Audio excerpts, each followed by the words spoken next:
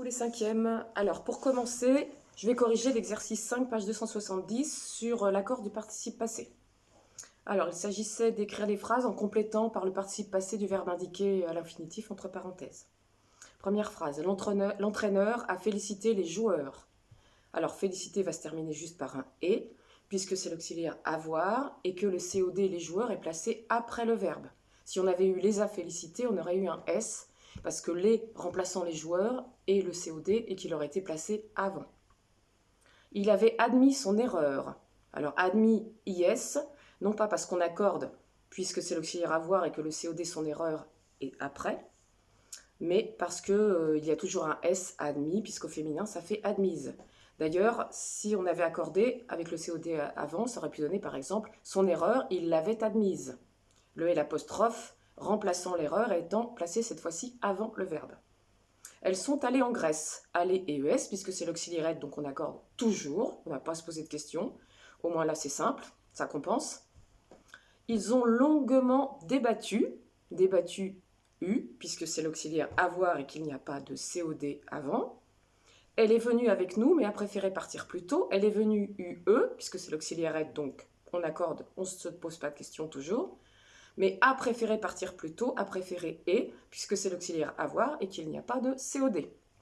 Voilà, j'espère que c'est à peu près clair. De toute façon, on y reviendra régulièrement, hein, parce que le participe passé, par expérience, hein, je peux vous dire qu'une année, j'ai fait la leçon 3 fois dans l'année avec les troisièmes, et à chaque fois, je pouvais revenir à 0, puisqu'ils avaient oublié entre-temps. Donc, bien sûr, vous, comme vous êtes très très intelligent et très très performant, vous allez comprendre du premier coup, et ça va être tout de suite ancré dans votre disque dur. Ouais, enfin on a le droit d'y croire. Alors, je reviens maintenant sur Lancelot et le pont de l'épée. Alors, je vais répondre aux questions que je vous avais données, qui est assez simple, hein. Alors, les 3 dangers. On a déjà cette eau très tumultueuse dans laquelle Lancelot pourrait se noyer s'il tombait du pont. Le pont de lui-même qui est une épée très très très aiguisée et qui évidemment coupe atrocement si on marche dessus sans protection, et c'est ce qu'il a fait. Et enfin les 2 lions qu'il croit apercevoir à l'autre bout. Alors l'eau, on la compare à l'enfer, hein, on dit qu'elle est profonde, que les flots sont tumultueux, qu'elle est perfide et sombre, et que son flot est dru, donc ça coule très très fort.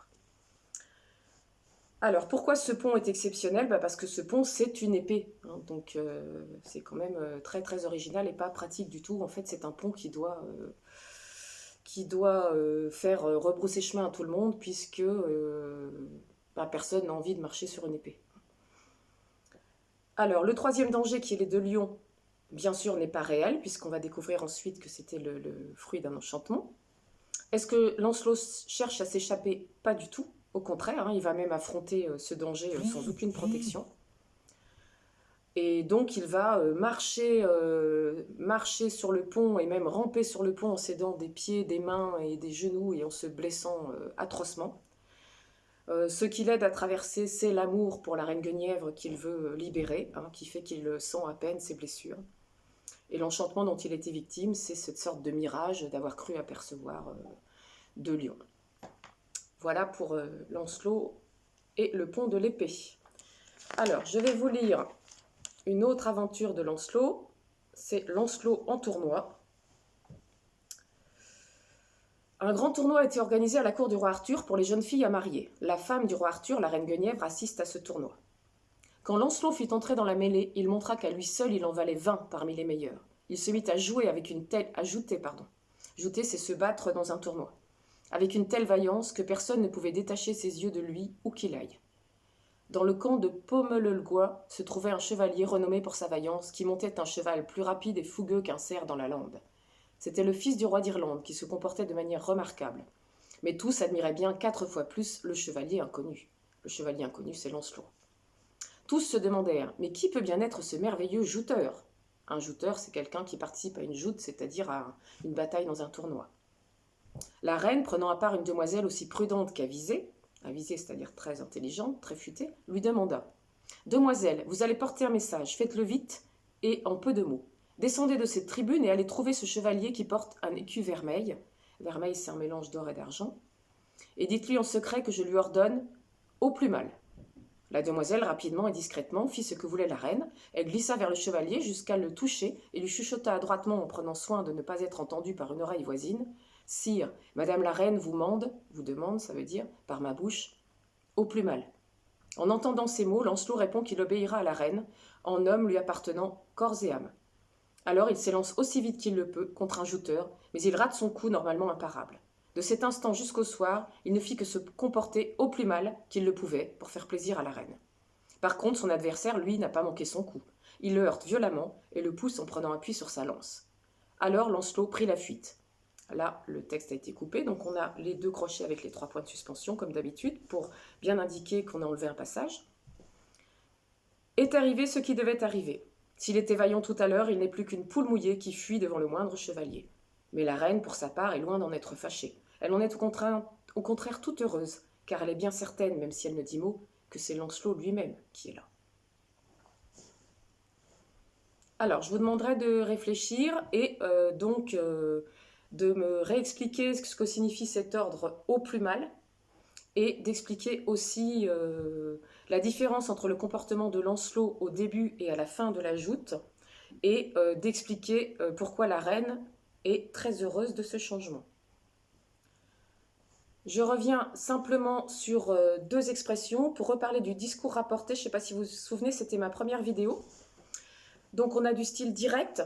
Tous se demandaient, 2 points, ouvrez les guillemets, mais qui peut bien être ce merveilleux jouteur? Point d'interrogation, fermez les guillemets. Ça c'est du style direct puisque c'est du dialogue, hein, puisqu'on a 2 points et ouvrez les guillemets. Au style indirect, ça donnerait tous se demandaient qui pouvait bien être ce merveilleux jouteur. On voit qu'on est obligé de changer le temps. L'inverse, Lancelot répond qu'il obéira à la reine.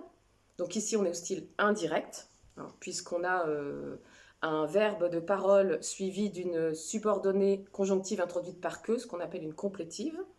Et si on met au style direct, ça donnerait Lancelot répond, 2 points, j'obéirai à la reine. On voit que là on est obligé de changer de pronom, parce que si c'est Lancelot qui parle, il ne va pas dire il, bien entendu, mais je, en bonne logique. Voilà. Le mot du jour, le verbe du jour, c'est le verbe s'ébrouer. S'ébrouer qui veut dire, pour un cheval, respirer très fort en secouant la tête, comme ça. Pour un chien qui sort de l'eau, s'agiter, enlever l'eau. Et aussi, par extension, ça veut dire bouger, s'agiter, s'ébattre. Hein.